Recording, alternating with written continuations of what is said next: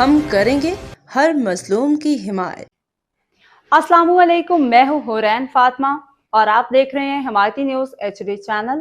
नजर डालते हैं आज की अहम खबरों पर। सिविल अस्पताल सांगड़ को आवाम को सेहत की सहूलियात की सतत फराहम कर रहा है। रिपोर्ट कर रहे हैं इशफाक सुलहरी। बिस्मिल्लाहिर्रहमानिर्रहीम। नाज़रीन, मैं हूँ इशफाक सुलहरी। इस वक्त इंसानी ज़िंदगी की अगर ज़रूरियात की बात की जाए तो इस वक्त एजुकेशन, पीने का साफ पानी, बुनियादी सहूलतें और बेसिकल जो है सेहत की सहूलतें जो हैं वो मिलना इंतहाई ज़रूरी है इंसानी ज़िंदगी के लिए। और इस वक्त महंगाई के दौर के अंदर गवर्नमेंट की जानिब से एजुकेशन और सेहत के हवाले से ज़्यादा तरजीह दी जा रही है। सिंध गवर्नमेंट की अगर बात कर लिया तो बिलावल भुट्टो जरदारी की सिंध के अंदर यहाँ पर हेल्थ के हवाले से बेशुमार प्रोजेक्ट जो है वो लॉन्च किए जा रहे हैं, बहुत सारी सहूलियात फराहम की जा रही है। सिविल हॉस्पिटल सांगड़ की अगर हिस्ट्री की बात कर लिया तो बहुत बड़े रकबे पर ये हेडक्वार्टर हॉस्पिटल है और काफ़ी टाइम से यहाँ पे मौजूद है, जिसका मकसद ये था कि ज़िले सांगड़ के तालुका सांगड़ के दही और शहरी इलाकों को यहाँ पर बुनियादी सहूलतें फराहम की जा सकें हेल्थ के हवाले से, और बहुत ज़्यादा दही, रेगिस्तानी और शहरी इलाके के अवाम को। लेकिन अब आस्ते आस्ते बहुत सारे यूनिट दीगर भी कायम होते जा रहे हैं, BHU भी है और पब्लिक हेल्थ और दीगर बहुत सारे प्राइवेट सेक्टर की जानिब से और दीगर सेक्टर की जानिब से हेल्थ की सहूलतें फराहम की जा रही हैं। लेकिन उसके बावजूद जिस सेंटर में मैं मौजूद हूँ उसको सिविल हॉस्पिटल कहा जाता है और इसकी हिस्ट्री बहुत पुरानी हिस्ट्री है, बहुत ज़्यादा इसका यहाँ पर 97 से अगर देखा जाए, उसके बाद से पहले से देखा जाए तो बहुत पुराना हॉस्पिटल है। और इस सीट पर जहाँ पर आफ्ताब साहब मौजूद हैं, यहाँ पर इनके वालिद भी बैठ चुके हैं और रिकॉर्ड इनका नाम रहा है मोहम्मद अली सरेवाल बलोच साहब, इनके भाई भी यहाँ पर सर्विसेज दे चुके हैं। और यहाँ पर ये खुद जो है तकरीबन 8 में 2024 से यहाँ पे ये मौजूद है। इनके आने के से पहले क्या सूरत हाल थी, आने के बाद की क्या सूरत हाल है, यहाँ पर चाइल्ड्स यहाँ पे वार्ड्स बना, यहाँ पर बहुत सारे दीगर वार्ड्स को यहाँ पे फॉल किया और जदीद यहाँ पर सर्विसेज दी जा रही हैं सांगड़ के अवाम को। कहा जाता है कि सीजर बहुत ज़्यादा यहाँ पर है, ऑपरेशन जहाँ पे फीमेल्स के ज़्यादा यहाँ पे इश्यूज आते हैं, लेकिन इनकी कोशिश है कि जदीद तरीके से यहाँ पर यूनिसेफ की जानिब से यहाँ पर माँ और बच्चे के हवाले से, आँखों के हवाले से और दीगर जो फैसिलिटी है वो आवाम को दे सकें। बजट के इश्यूज़ को भी बात कर लेते हैं, स्टाफ के इश्यूज़ की भी बात कर लेते हैं। सर जी, वेलकम आपको करते हैं। और ज़ाहिर है कि आपके आने के बाद आपका जो रिकॉर्ड है आपके वालिद से लेकर आपका यहाँ पे रिकॉर्ड मकामी है, क्या समझते हैं आपके आने के बाद यहाँ पर सिविल हॉस्पिटल में क्या जो है वो उसमें प्रमोशन हुई है? बिस्मिल्लाहिर्रहमानिर्रहीम। पहले तो ये आपकी मेहरबानी कि आप यहाँ आए। और जहाँ तक आपने एक सवाल किया कि पहले क्या था अब क्या है, तो पहले की तो मैं नहीं बात करूँगा, वो आप सबको पता होगा।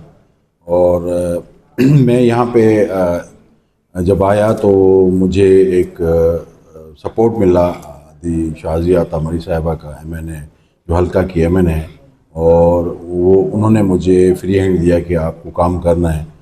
तो सबसे पहले तो मैंने जो डायलिसिस वार्ड था उसको थोड़ा अपग्रेड किया कि किसी अच्छा एक मौक़िफ़ और अच्छी हमारे पास सर्विसेज मिलें। माशाल्लाह से अब वो हमारे पास पहले जो 29 पेशेंट होते थे डायलिसिस के, अब 110 पेशेंट डायलिसिस है, वो भी हफ्ते में 2 बार डायलिसिस होती है और वो कास्टली उसमें है अपना ट्रीटमेंट। जबकि उसमें जो हमारे पास एक NGOs काम कर रही है तो वो सिर्फ हमें डिस्पोजल आइटम्स दे रही हैं, बाकी ओवरऑल मेडिसिन वगैरह और जो उस पर लवाजमात होते हैं, जो उसकी डायलिज़र होते हैं, ये सारा वो हम गवर्नमेंट गवर्नमेंट ऑफ सिंध जो है ना उसकी बजट से पे किया जा रहा है। दूसरी बात, हम हमारे मिनिस्टर मैडम मज़रा पेशोर साहिबा और दी MNA साहिबा की बड़ी कोशिश है कि इस हॉस्पिटल को ज़्यादा से ज़्यादा हम फैसिलिटेट करें लोगों को, ताकि गरीब आवाम, गरीब लोग जो है ना वो यहाँ पर आएँ और उसका फ़ायदा लें। अच्छा, उसके बाद मैंने एक हेमोफीलिया वार्ड जो है ना कायम किया था। तो हेमोफीलिया वार्ड सिंध में सिर्फ 2 सेंटर हैं, एक कराची में, एक मेरे पास है। इस हेमोफीलिया वार्ड का ये फैक्टर 8 फैक्टर 9 पर है मुनहसर है कि एक बच्चा है या बड़ा है, उसको जब ब्लीडिंग होती है तो ब्लीडिंग नहीं रुकती, वो ब्लीडिंग डिसऑर्डर कहते हैं उसको, वो बीमारी को। तो उस पर कास्टली ट्रीटमेंट होती है, वो हमें हेमोफीलिया वेलफेयर सोसाइटी वालों ने ऑन किया और अदी शाजिया मरी साहिबा से ये कोऑर्डिनेशन था कि हम इस पे जा रहे हैं, तो उन्होंने उनसे रिक्वेस्ट किया तो उन्होंने आके मुझसे MOU साइन किया और माशाल्लाह से अब भी मेरे पास 155-156 पेशेंट रजिस्टर्ड हैं हेमोफीलिया के, जो एक पेशेंट पे सालाना कास्ट जो है वो 38 लाख से 40 लाख तक कास्ट है उसकी सालाना, और एक दिन का अगर उसका ट्रीटमेंट है तो वो 1 लाख के करीब ट्रीटमेंट होता है। दूसरी उसके बाद फिर हमने पीट्स का सोचा कि पीट्स में हमारे पास NICU नहीं है, तो अदी शाजिया मरी साहिबा जो उनके तावन से उन्होंने हमें बहुत सपोर्ट किया, यूनिसेफ को कहा और मेरे मिनिस्टर को कहा, मेरे मिनिस्टर ने यूनिसेफ वालों को यहाँ भेजा, तो हमने एक छोटा सा NICU छोटा सा NICU तैयार किया, तो वो भी हमारे पास रनिंग में और बहुत अच्छा रनिंग में। फिर हमारे पास एक इशू आया जब पहले 15,000 16,000 OPD होती थी महीने में, तब वो अब जाके 40,000 से 60,000 तक OPD चली गई है। तो हम बजट का इशू था, तो अदी शाजिया ने MNA साहिबा ने जो ना बजट हमें गवर्नमेंट से लेके दिया, वन टाइम बजट, जो भी इंशाल्लाह अनाउंसमेंट में कंटिन्यूशन में आ जाएगा। तो उसके बाद हमें ये फैसिलिट किया कि हम इंडोर में और ER में जो इंजेक्शन फार्म थेरापी है वो हमारे पास फ्री ऑफ कास्ट है, उसमें कोई भी बाहर से कोई चीज़ नहीं देनी पड़ती। दूसरी बात ER में OPD में जो पेशेंट होता है उसको हम यहाँ दवाई जो देते हैं, जो भले 1 महीने की हो, आधे महीने 15 दिन की हो, वो हम उनको फैसिलिटेट करते हैं। जिसमें कार्डिक पेशेंट जो हमारे पास डील हो रहे हैं वो तकरीबन मंथली 100 से ज़्यादा पेशेंट को मंथली दवाई मिलती है 1 महीने की। और दूसरी बात, हेपेटाइटिस का प्रोजेक्ट हमारे पास बहुत अच्छा चल रहा है, उसकी दवाई हम फ्री ऑफ कास्ट दे रहे हैं, उसकी स्क्रीनिंग फ्री ऑफ कास्ट कर रहे हैं।